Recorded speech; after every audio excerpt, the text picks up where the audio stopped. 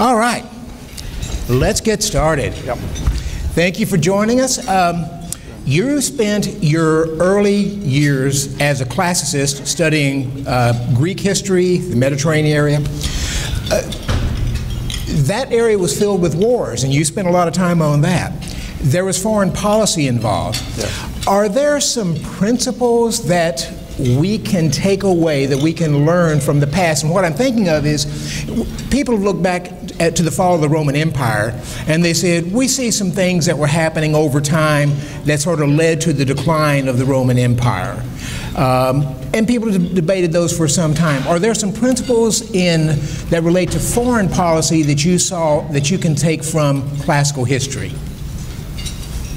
Well, classical history is unfiltered, so there's not a sense in Thucydides or Livy, I shouldn't write this because somebody's going to think ill of me, or it's politically incorrect. So you understand that they are empirical.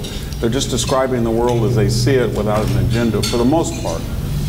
And they have a tragic view, not a therapeutic view of human nature. I guess we would call it a pessimistic attitude about people, that they're no damn good when they come into the world, and that only civilization or culture saves them.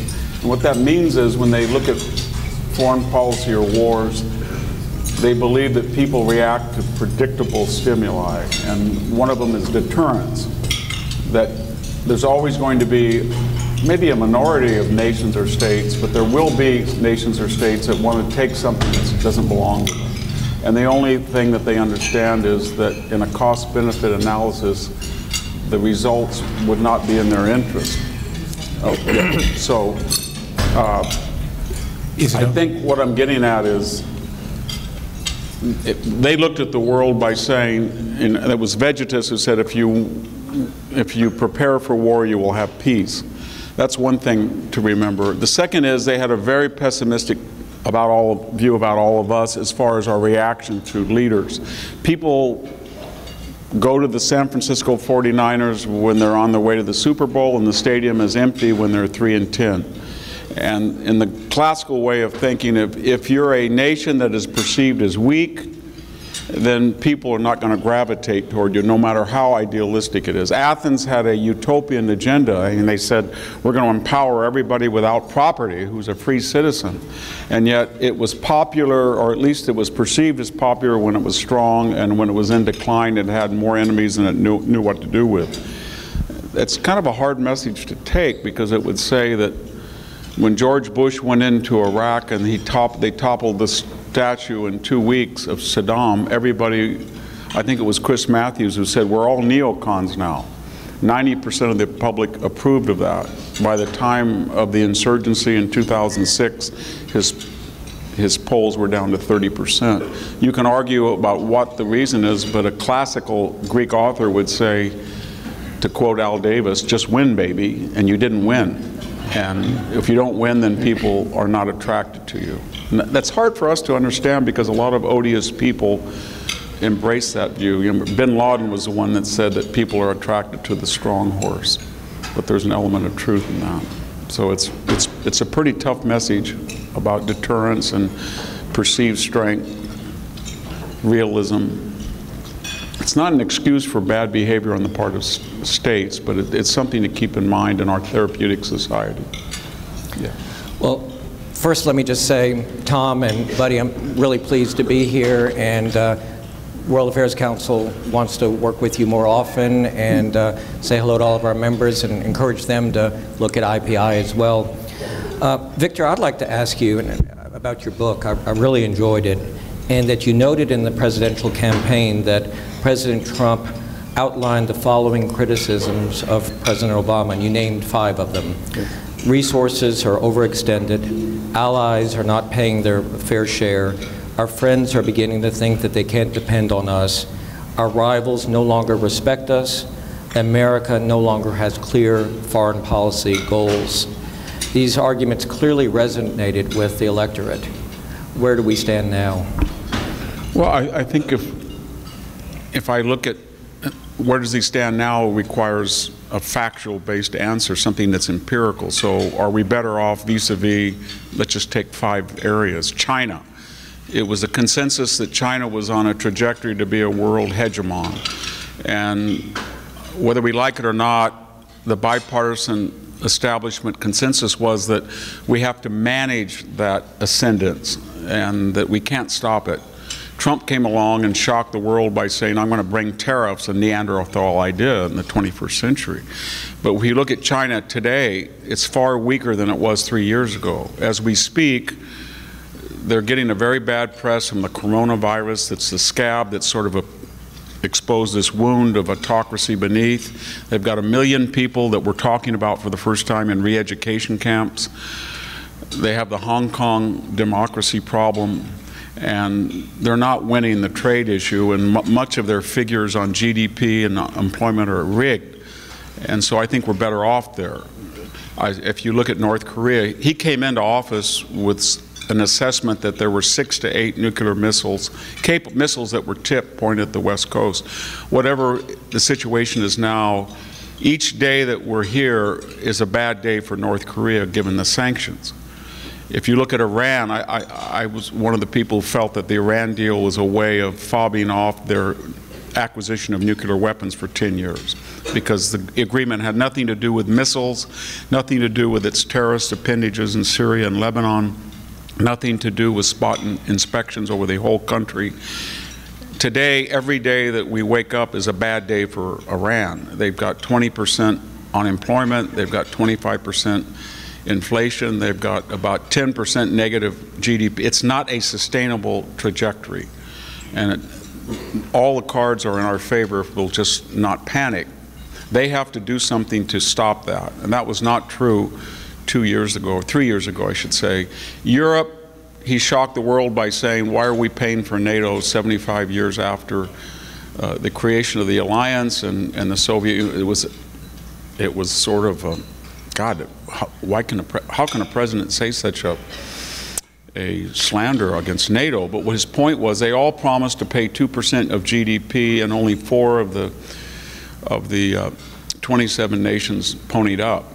And Germany was the nation to watch. They had the largest GDP, and yet they were paying 1.3% of their money, and they were bullying Eastern Europe about open borders. They were bullying the Southern Europeans about financial arrangements based on the collapse of the Greek economy, the Spanish economy, the Portugal, and they were making it very hard for Britain to get out.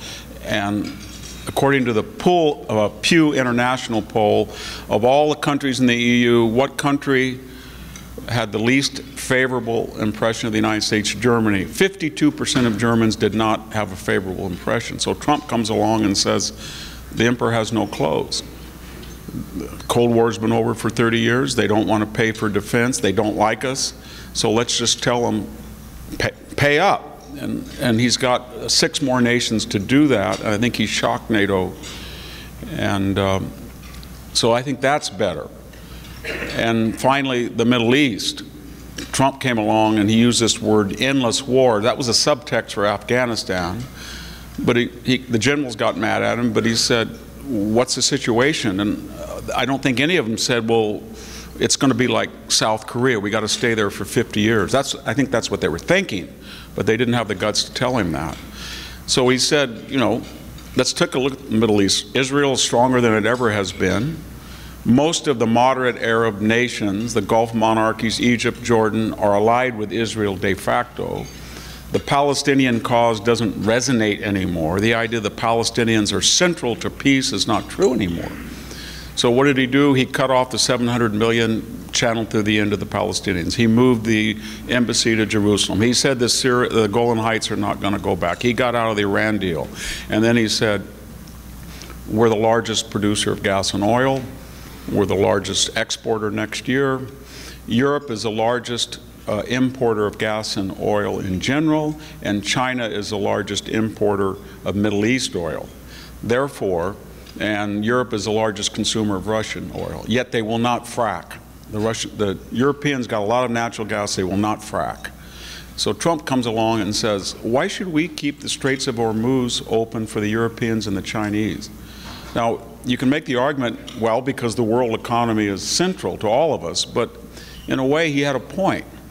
And so I guess what he's saying about the Middle East is we don't really need your gas and oil. Other people do, and yet we're spending more money to keep it there. We only have two interests in the Middle East now that Israel's a natural gas exporter, self-sufficient in fossil fuels. We don't want a terrorist enclave that ISIS or Al-Qaeda-like terrorist organization can use to attack us, and we don't want a thug to aggregate countries and get oil revenue and become nuclear. Other than that, it's as crucial to the United States or as not crucial as Southeast Asia or Central America or Latin America, but it doesn't have the role it did 20 years ago. And that's all new, and I think he was right about all of that. And so if a new president comes in of either party, he says, Trump was wrong, we've got to get back into the Middle East, we've got to put more ground troops there.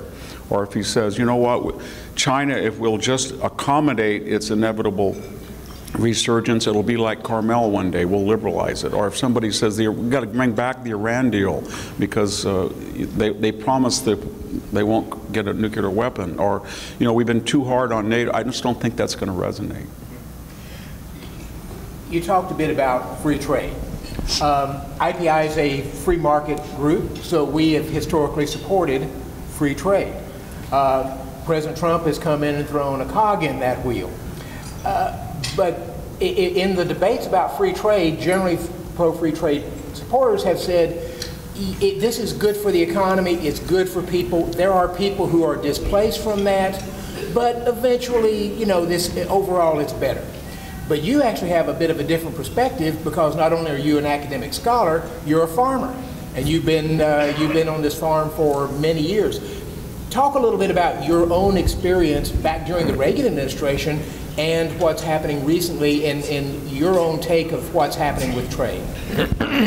Well, it's been a bit difficult because I'm a senior fellow at the Hoover Institution, Milton Friedman and John, all these wonderful economists that we all support. I got in an argument with one, a very heated argument, and he was trashing the Trump trade policy. And I said, well, what lever would you use to correct patent infringement or copyright infringement or dumping or currency manipulation or these surpluses if you don't have a tariff, as bad as they are? So I think we have to be careful about everybody's for free trade and everybody's for fair trade, but they overlap. We want free, fair trade. But this economist was telling me something that I heard when I was 27. We were farming. I live in a house that's been in my family for 140 years. Sun-made raisins was paying $1,400 a ton in 1983, and the market crashed. The proto-EU countries were given subsidies, Turkey and Greece, $800 a ton subsidy from what would become the European Union. They undercut all of foreign markets. And 7 of us, and I was the youngest, went to the Sun-Made meeting, and we met a Reagan official. And he explained to us, this is good for you.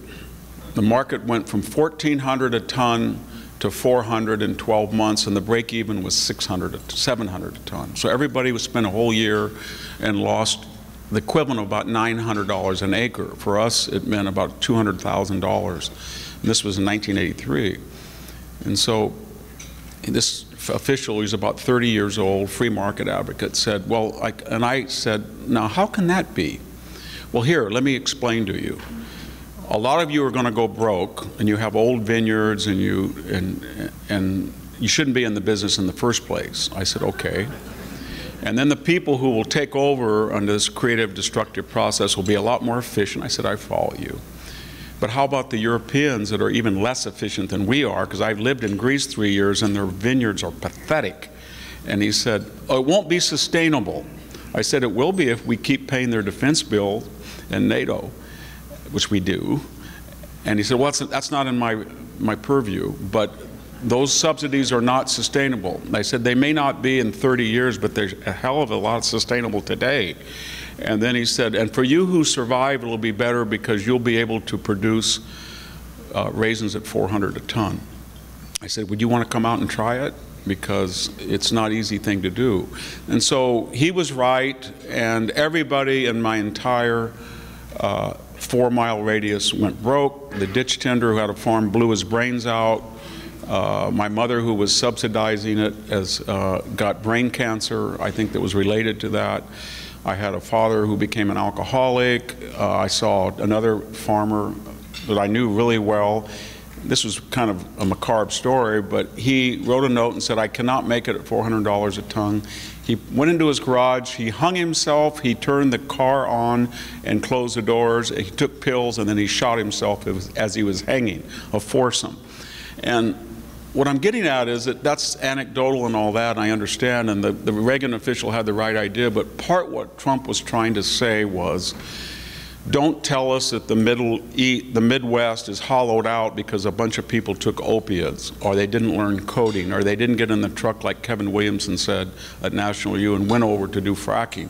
A lot of them lived in homes for a long time. They were stable communities, and had there been reciprocal trade and some caring about transitioning to a new economy rather than just screw you guys, you're done, let somebody else take over. So there's social cost to when these things happen, and as conservatives, we have to be, I think, a lot more sensitive to it. And as I look down my avenue today where I live, 2 people rent the entire, either own or the entire, all these little mosaics in the tessera.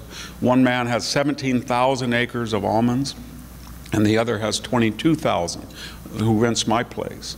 It's the most efficient, brilliant farming paradigm I've ever seen. My place looks far better than I could ever farm it. But the problem is that all these little farmhouses on 40 and 80 acres were PTA members.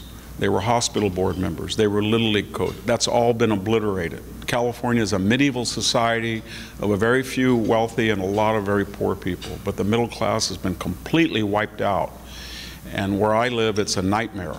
And I understand that farming is much more efficient now, but social costs have been enormous. And I think as Republicans and conservatives, if we don't pay attention to that, we're sunk.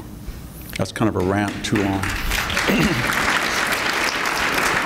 I'd like to go back to, Buddy, where you started about strategy and international policy theory.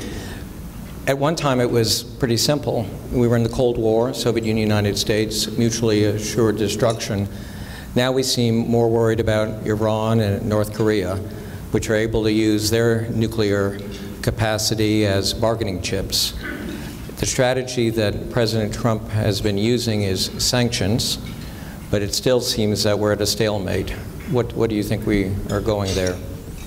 Well, from 1946 until '89, the United States' attitude was, we can pay any price, endure any burden to stop global communism. It was very effective. We paid an enormous price in places like Korea and Vietnam, and the 7–8% GDP of our military expense, 7,500 nuclear weapons, et cetera, et cetera.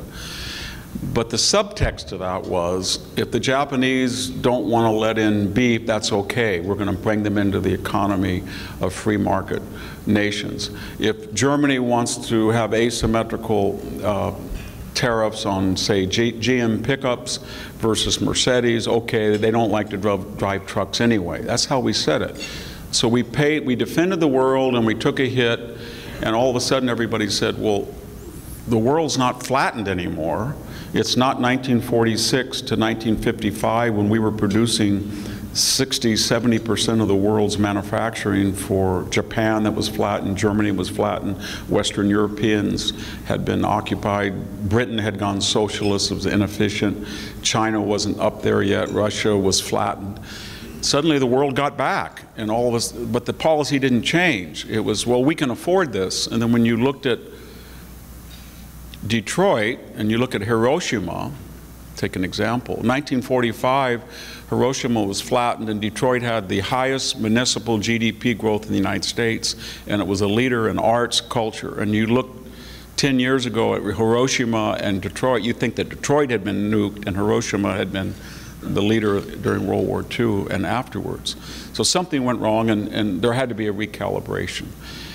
The second thing was that as we got wealthier and more affluent and leisured, and the nations, our alliance, and even some of our enemies did, we forgot that throughout history, that poses risk itself, that we forget the elemental nature of life. So a thug like the Kim dynasty comes along, or the theocracy in Iran, or Al-Qaeda or bin Laden, and they say to us, I have nothing to lose and you have everything to lose, therefore I'm pointing this nuke at you and you're going to do this, this, and this, because, as I'm now quoting directly, we can lose 40 million people in Iran, as the Iranians said, but you can't lose San Francisco.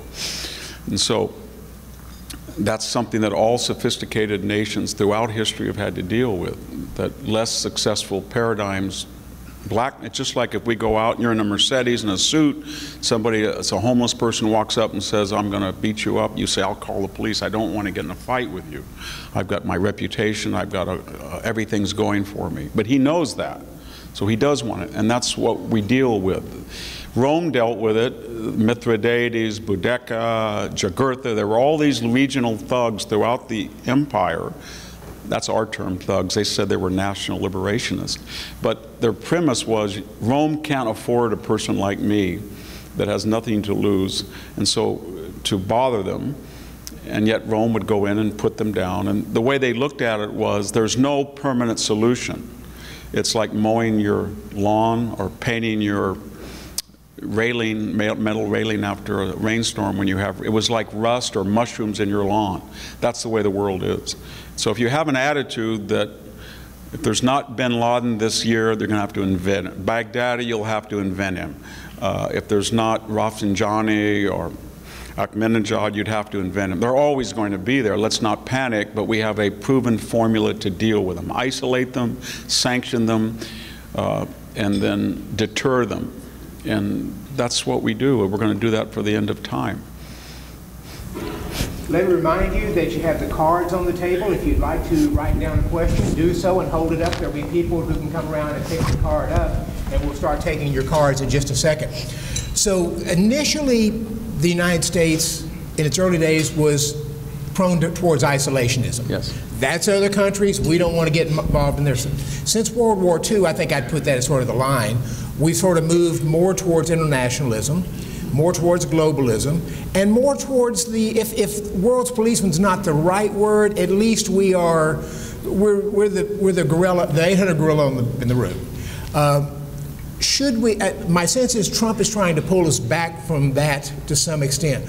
What's the right balance between being not involved in everybody's business, but at the same time, if we're the strongest country and the most the democratic leader of the free world, where's that balance there? The country that people look to. The country that people look to.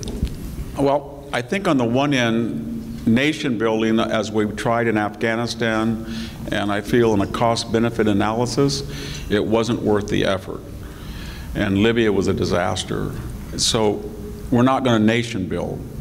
On the other extreme, the apology tour in Obama, that we have historical pathologies and we have no business being, that kind of apologetic isolationism is not going to be there either. So there has to be something in between. And I think in the 2017 strategic assessment by H.R. McMaster, he coined the word principled realism. That's kind of a euphemism for Jacksonianism, or don't tread on me. And I think what it is now, the United States is going to harbor its wealth.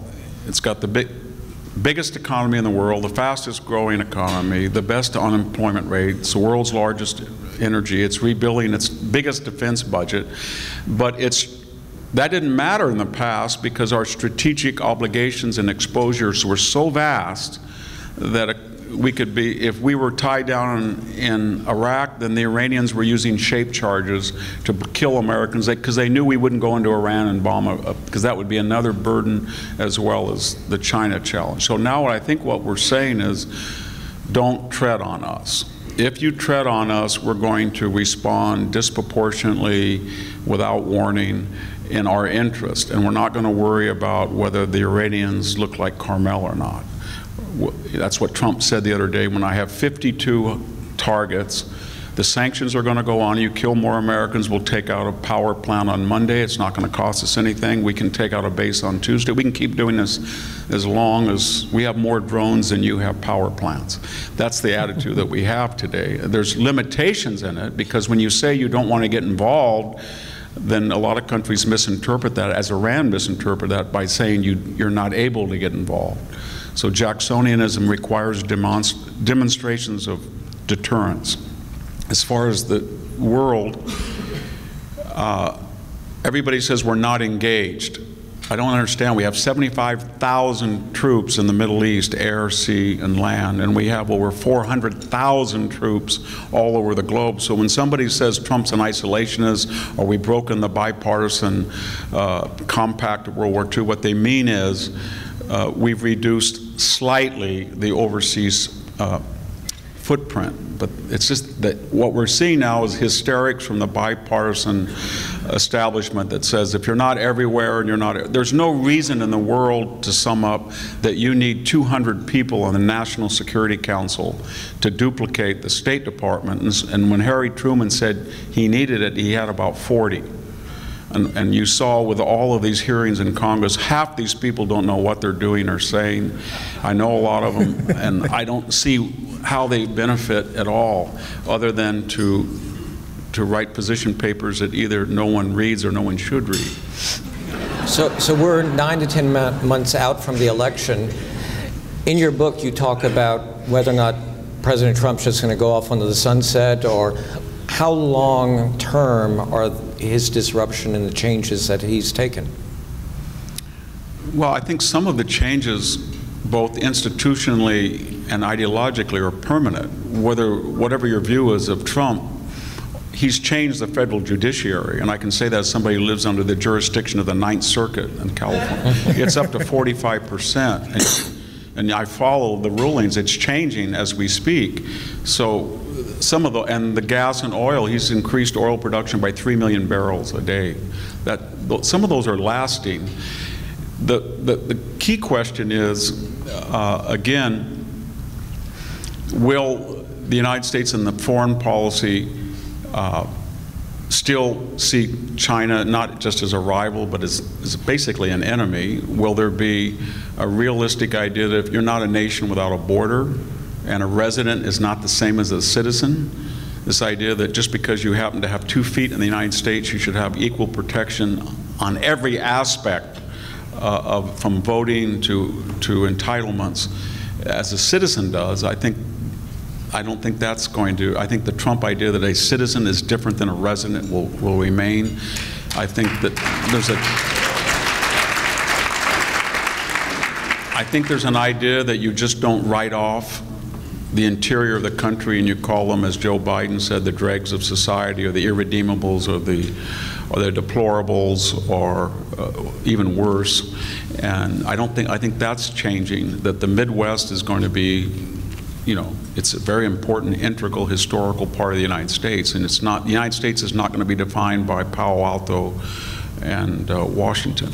So I think that's important. I think most importantly, though, is he's changed the attitude that people have about the administrative state. And what was the legacy of this nightmare of the last year? Whether we like it or not, the FISA courts, and I supported them, but I think they're totally discredited. The idea that these judges allowed these writs to be acted upon is just insane. I mean, you're going to tell me a federal judge is told by the FBI this was a product of opposition research, and he didn't say, well, who was the opposition in 2016? Who paid for it? They didn't ask that question. When you look at the whistleblower statute, completely discredited. There's no such thing as this whistleblower. When you look at the Electoral College, people are under assault. The Electoral College is under assault only because people didn't win it. If the Democrats in this election lose the popular vote and win the Electoral College, it'll be the best thing since sliced bread for them. So what I'm getting at is that there's a lot of people who are saying that the permanent political establishment and the institutions that we were told were sacrosanct are not so. Because if somebody without political and military experience who came out of the snake pit of Manhattan real estate can get better figures on employment, trade, energy than all of these experts. It's a referendum, whether we like it or not, on who is an elite and who's not an elite. I don't think that's going to change. I think that's a permanent skepticism on all of our parts.